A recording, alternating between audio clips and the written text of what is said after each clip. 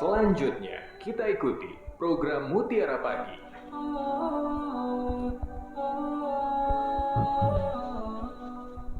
Dari Sudirman 12 Padang, pendengar, selamat pagi, masih bersama Pro 1 RRI Padang. Berbicara dalam Mutiara Pagi hari ini tentang Ijtima awal bulan Ramadan 1444 Hijriah atau 2023 Masehi dalam ilmu hisab. Untuk itu sudah hadir di studio narasumber kita, Dekan Fakultas Agama Islam Universitas Muhammadiyah Sumatera Barat, Dr. Haji Firdaus MHI. Assalamualaikum warahmatullahi wabarakatuh. Apa kabar Ustadz? Waalaikumsalam warahmatullahi wabarakatuh. Alhamdulillah. Sehat ya Ustadz? Alhamdulillah sehat. Alhamdulillah. Terima kasih kembali hadir bersama di studio dan juga berbicara tentang topik kita hari ini. Nanti pendengar bisa bergabung lewat telepon 812-878 atau di WhatsApp 0811666675. Dan acara ini bisa disaksikan juga lewat kanal YouTube RRI Pro 1 Padang. Kita akan dengar dulu pengantar dari narasumber kita. Silakan Ustadz. Ya, terima kasih Bu Rita. Assalamualaikum warahmatullahi wabarakatuh. Alhamdulillahirabbil alamin. Asyhadu an la ilaha illallah wa asyhadu anna Muhammadar Rasulullah. Allahumma shalli ala Muhammad wa ala ali Muhammad. Pendengar yang berbahagia, memahami ijtima awal Ramadan ini adalah cara Allah mendidik kita bagaimana mengaktualkan sopan santun dalam kehidupan sehari-hari.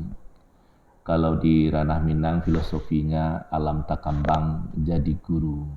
Karena bentangan alam ini termasuk langit dan bumi tentunya secara menyeluruh adalah menjadi pelajaran ataupun dipelajari. Ya.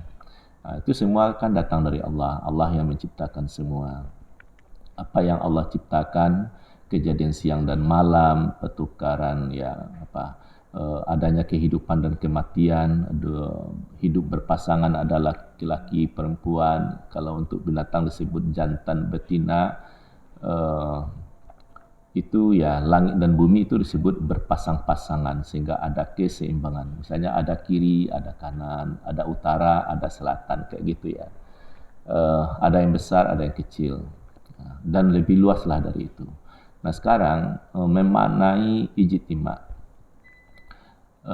saya ingin ilustrasikan begini. Di suatu instansi pemerintah ataupun perusahaan BUMN, bisa saja dalam lembaga lain ya, saya tidak banyak menguasai, tapi gambarnya begini. Suatu instansi pimpinannya disebut direktur, misalnya gitu ya, direktur yang lama bertugas sesuai dengan surat keputusan, apakah 5 tahunan atau 4 tahunan. Sebelum direktur yang lama meninggalkan tempat tugasnya karena sudah habis masa jabatan, terus yang baru hendak masuk, direktur yang baru, sebelum yang lama pergi, yang baru masuk, itu ada serah terima, sertijab ya, serah terima jabatan. Kalau dulu itu pisah sambut, ya, waktu beberapa tahun yang lalu itu disebut pisah sambut. Dalam acara itu ada ramah tamah, berpamitan ya, saling doa mendoakan. Ucapan terima kasih kepada direktur yang lama telah mengabdikan diri, telah memajukan ini dan itu dan seterusnya. Banyak kenangan, terus menyambut pula semangat kepada yang baru. Lalu keduanya bisa saja berpidato, ada pantun mungkin, ada nyanyi bersama, kemesraan jangan cepat berlalu dan lain-lain. Itu biasa ya dalam pertemuan. Terus tidak lupa pula makan bersama. Sehingga bersenang hatilah yang pergi dan juga bersenang hati yang datang. Lalu dalam kehalusan sopan santunnya adalah datang tanpa muka, pulang tanpa punggung.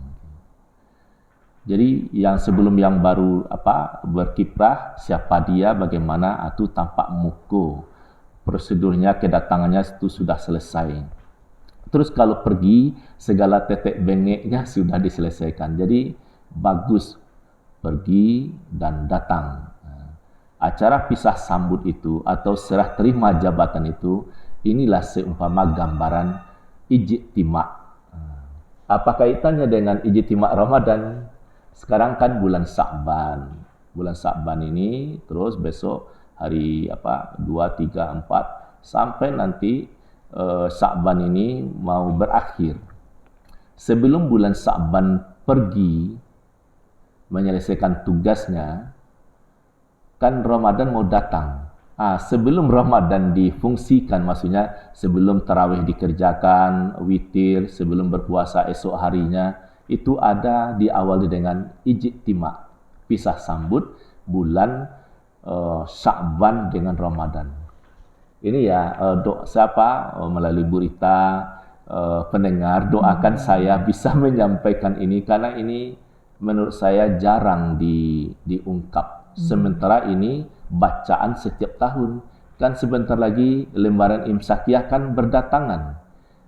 Bisa saja satu rumah tangga dapat 2 lembar atau minimal 1 ada untuk pedoman beribadah. Dilengkapi dengan jadwal salat 5 waktu, kapan Ramadan bermula dan berhari raya itu disebutkan dalam Imsakiyah itu. Tapi kalimat awalnya adalah ijtima' awal Ramadan, jatuh pada hari Rabu tanggal 22 Maret pukul 00:27 lewat beberapa detik. Jadi begitu jam 12 malam hari Selasa ya.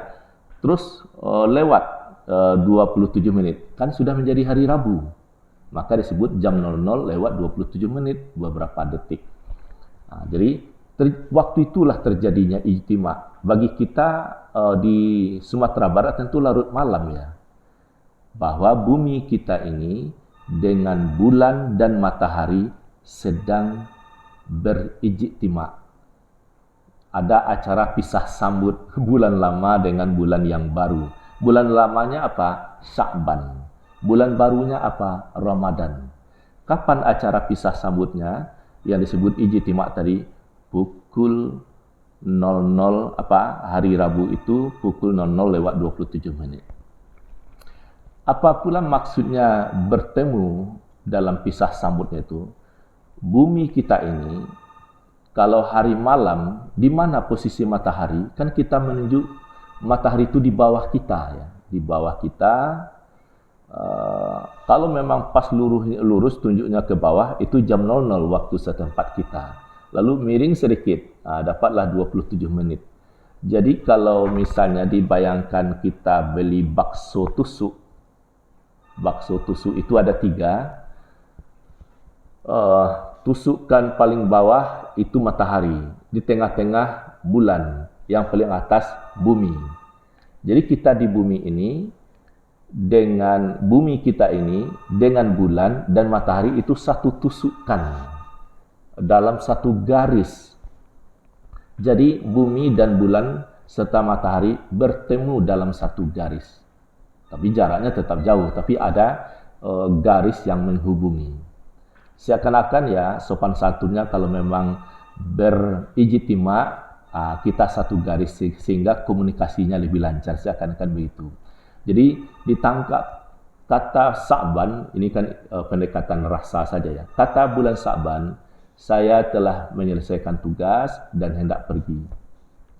Lalu Ramadan juga, ya saya mau datang, tentu juga akan melaksanakan tugas. Di saat Ramadan itulah orang berpuasa, berbuka ya. Nah, begitu terjadi ijtima', bukan langsung pukul 00 itu orang berpuasa. Terus kapan? Itu kan baru acara pisah sambut. Begitu juga kan, kita kembali ke direktur tadi. Terjadi acara pisah sambut bisa saja pukul 10 sampai pukul 12. Tapi bukan waktu acara pisah sambut atau serah terima jabatan itu yang lama langsung pergi saat itu, tidak. Yang baru langsung bertugas saat itu, tidak. Bisa saja besoknya. Nah, itu terjadi ijtima' pukul 00:27. Terus matahari jalan juga, naik, matahari terbit, duha, zuhur, sampai matahari terbenam. Hari Rabu itu, tanggal 20 2 Maret. Nah, begitu matahari terbenam, kan sudah diawali itu ijtima larut malamnya. Saat matahari terbenam, hilal sudah berada di atas ufuk setinggi 8 derajat. Nah, itulah ya Bapak Ibu, ya teman-teman, ya pendengar yang mengikuti program Mutiara Pagi ini. Jadi maksud saya adalah cermati lembar imsak, yaitu bahasa ijtima itu apa. Kita menangkap itu, begitulah Allah mengajar kita bagaimana Allah mencontohkan sopan santunnya. Jadi tidak datang begitu saja, tidak pergi begitu saja, ada acara silaturahimnya lah, kira-kira begitu. Mungkin itu ya pengantar, Bu Rita, kita kembangkan dalam diskusi. Baik, terima kasih Ustaz. Pendengar, demikian pengantar dari Ustaz Dr. Haji Firdaus MHI tentang Ijtima awal bulan Ramadan 1444 Hijriah atau 2023 Masehi dalam ilmu hisab. Tadi cukup jelas digambarkan. Kita akan terima pendengar di telepon 812878 atau di WhatsApp 081166 66975 Ustaz. Ya. Assalamualaikum. Halo, assalamualaikum. Halo. Iya, sudah tersambung ini pendengar. Halo, assalamualaikum. Oke, nanti bisa diulangi lagi di 812878 atau di WhatsApp 081166 66975. Mudah-mudahan bisa tersambung dan terdengar. Assalamualaikum. Halo. Oke, dengar, kita akan coba lagi. Halo, assalamualaikum. Assalamualaikum warahmatullahi wabarakatuh. Oke, Pak Ahmad Khalidi. Iya. Silakan. Pertanyaannya Pak. Assalamualaikum guruku, ustazku, Bapak Firdaus. Waalaikumsalam warahmatullahi wabarakatuh. Ya, Buya, kok Hafiz Ahmad Khalidi. Bagaimana kabarnya Pak? Alhamdulillah sehat. Ini sebelum saya ke pertanyaan nih, saya ingin kenal lebih jauh dengan ustaz kita ini. Karena setiap kali beliau berdakwah ini, saya sedang murajaah, terus saya hentikan murajaah. Saya saking asiknya saya mendengarkan beliau berdakwah. Begini Bu ya, ini saya mengutip pertanyaan ini, saya ambil dari surah Al-Hajj. Ini saya belum tahu maksudnya.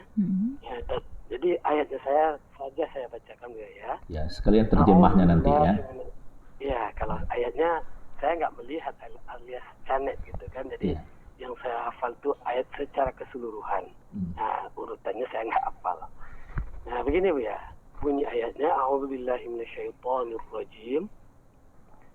Wa minan nasi may yujadilu fillahi bighairi ilmin wa yattabi'u kulla syaitanin marid. Artinya, ada di antara kita manusia, baik berdakwah, baik bermubahalah lah kan, yang hanya mengikuti dugaan atau perkataan syaitan, gitu kan. Ini kalau kita tolaah ayat ini, apa maksudnya Bu ya? Gitu kan?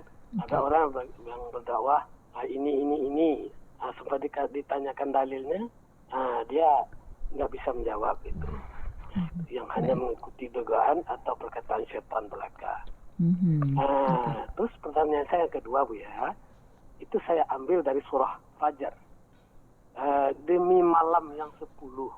Nah itu malam yang 10 ini apa ini maksudnya Bu ya? Nah itu yang belum saya bisa memahami secara cermat gitu ya. Oke. Baik. Terima kasih Pak Ahmad Khalidi. Dua pertanyaan dari saya, Ustaz Ahmad Khalidi. Terima kasih Bu ya. Assalamualaikum warahmatullahi wabarakatuh. Waalaikumsalam warahmatullahi wabarakatuh. Silakan. Yang pertama Ustaz. apa tadi itu? Yang pertama ada melaksanakan hanya sesuai dugaan, dakwah dugaan atau? Oh iya. Nah, jadi begini, siapapun yang berdakwah harus ada dalil yang diikuti. Paling tidak ya siapapun yang berdakwah jangan dipahami mana dalilnya, lalu dia tidak hafal, tapi dia sudah berangkat dari ayat, mungkin melalui tafsirnya, dari diskusi, lalu dia sampaikan paham dari ayat itu, paham dari hadis yang bersangkutan, tapi ayat dan hadisnya dia tidak hafal. Nah, kalau itu kan sisi kelemahan kemampuan kita menghafal. Jadi tidak semua ustadz hafal. Sudah itu mungkin yang diantisipasi adalah jangan hanya menyeru dia begini halal haram tapi tidak ada dalil. Sebab berkata Profesor Amir Sarifuddin, ulama-ulama dahulu ribuan halaman dia menulis dengan kajian telaah pembahasan berdasarkan dalil atau nas ya. Tapi di akhir pembicaraannya dia menduga begini, dari pembahasan ini diduga haram. Dia tidak mau langsung mengharamkan karena haramnya itu ya dari Allah, tapi diduga kuat haram sehingga begitu. Artinya adalah kalau ilmu kita misalnya sedikit langsung saja mengharamkan, langsung membid'ahkan, itu salah misalnya padahal bacaan sedikit. Begitu ulama dahulu berhati-hatinya. Jadi tidak mudah menyalah-nyalahkan. Mungkin begitu, tapi begini, ikuti suara hati, misalnya tidak tahu dalilnya, sampaikan saja menurut perasaan saya begini, pengalaman begini, sampaikan saja. Yang penting jangan ada dorongan hawa nafsu di sana.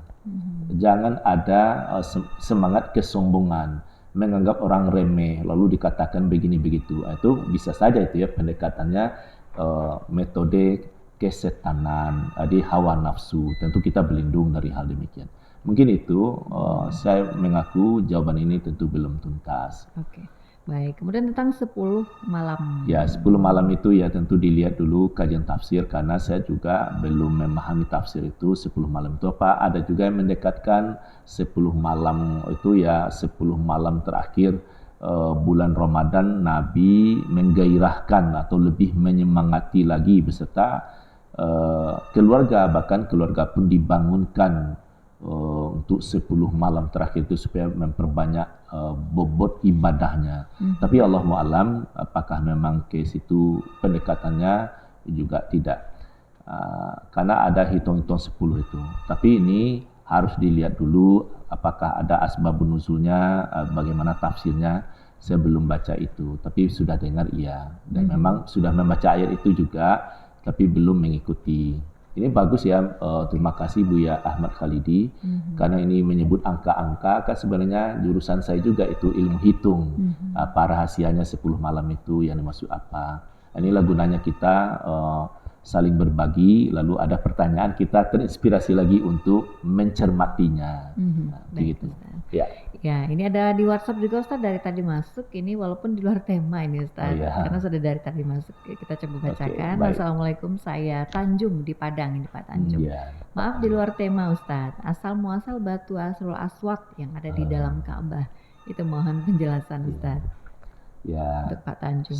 Terbatas saya baca, kan saya sudah baca juga sejarah Ka'bah juga, sejarah Mekah, dan memang panjang, bukunya cukup banyak. Tapi secara detail kita mengaku bagaimana asal muasalnya. Yang ada digambarkan dalam hadis bahwa Hajar Aswad itu batunya berasal dari surga. Dulu warnanya putih, terus menjadi hitam karena oleh ulah dosa manusia. Sejak kapan dia putih itu? Ini gaib bagi kita karena sejak Rasulullah SAW ada, batu itu sudah hitam juga itu. Jadi sejak kapan dia putih itu? Tentu ini perlu juga penelaahan. Saya belum dapat bahasan dari ahli hadis tafsir tentang hadis tersebut. Hanya saja Ka'bah itu kan sudah ada untuk manusia itu. A'udzubillahi minasyaitonirrajim. Inna awwala baitin wudi'a lin-nasi lallazi bi Bakkata mubarakan wa hudal lil alamin. Sesungguhnya rumah ibadah yang pertama kali dibangun adalah Ka'bah atau Baitullah di Bakkah atau di Makkah yang diberkahi dan menjadi petunjuk seluruh alam. Waktu Adam alaihissalam bertawaf di Ka'bah itu dipuji oleh malaikat. Tawafmu sangat bagus ya Adam, tapi ketahuilah kami, maksudnya para malaikat, sudah bertawaf di sini 2000 tahun lebih sebelum engkau. Jadi Ka'bah itu sejak kapan adanya? Ini tentu juga gaib bagi kita ya. Lalu apakah sudah disertai Ka'bah tercipta pertama itu sudah dilengkapi dengan Hajar Aswad? Cuman ini perlu ya kita di ranah Minang kan ada Masjid Raya Sumbarni. Itu tampilan atapnya itu adalah peristiwa pengangkatan Hajar Aswad. Hajar Aswad itu setelah Ka'bah direnovasi, lalu diangkat kain ya, jubah, sudut-sudutnya setiap perwakilan suku, lalu diletakkan di tengah-tengah, diangkat. Terbentuklah seperti bagonjong 4 itu. Itu ilustrasinya atap Masjid Raya Sumbar. Tapi waktu itu kejadian, waktu Rasulullah waktu itu berumur 35 tahun, dia kan belum Nabi, itu sudah hitam juga dia. Jadi disebut. Jadi begini, kita nikmati saja sunnah mencium Hajar Aswad. Kalau enggak, diberi isyarat saja, terus dia ada ditempelkan di sudut Ka'bah. Jadi bukan di dalam bagian luar. Itu ya. Jadi nanti mana pertanyaan yang belum terjawab, kita bersabar dan kita menunggu. Moga-moga nanti ada bacaan yang lebih memperjelas lagi. Buat sementara seperti itu dulu. Oke, baik, terima kasih Ustadz. Dan ini karena memang di penghujung kebersamaan kita, saya harus berikan kesempatan kepada narasumber kita untuk kembali memaparkan ataupun ada kesimpulan perbincangan tentang Ijtima awal bulan Ramadan 1444 Hijriah atau 2023 Masehi dalam ilmu hisab. Silakan Ustaz. Iya. Dalam ilmu hisab, kata-kata hisab itu kan diambil dari Al-Quran itu sendiri. Asyamsu wal qamaru bihusban, matahari dan bulan beredar menurut perhitungan. Bihusban itu hisab, maksudnya perhitungan. Kemudian dalam surat Yunus ada kalimat adadas sinina wal hisab, artinya matahari bulan sudah beredar pada garis edar masing-masing. Dengan demikian kamu bisa menghisab, menetapkan hitungan. Makanya kita sudah bisa tetapkan ijtima itu kapan? Ya hari Rabu jam 00 lewat 27 menit tanggal 22 Maret.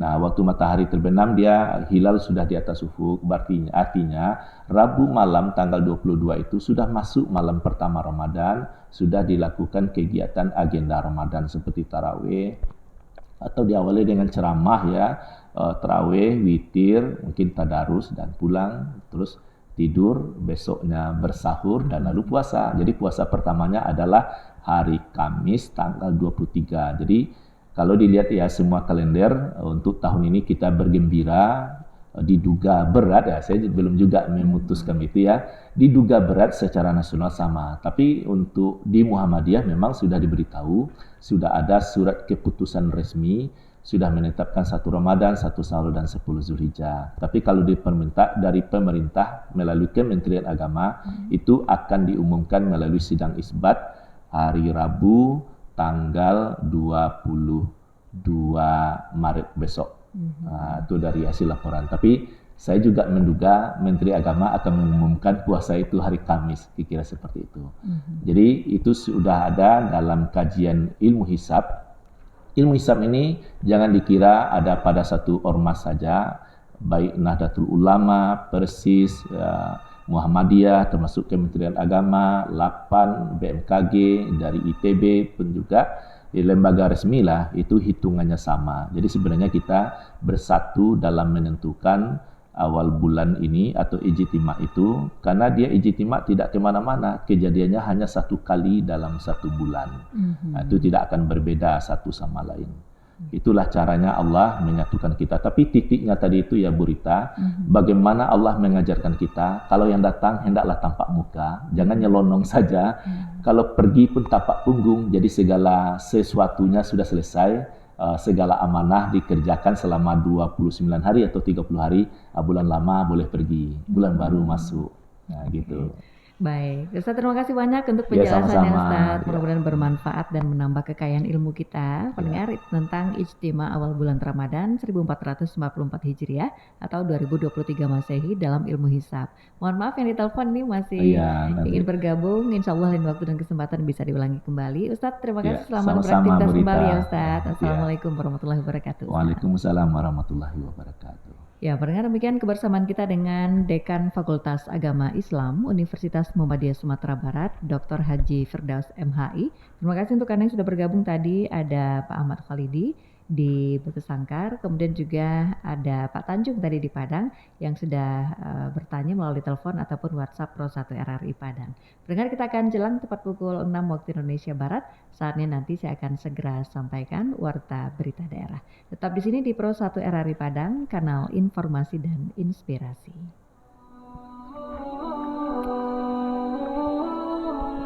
Demikian pendengar, telah Anda ikuti program Mutiara Pagi.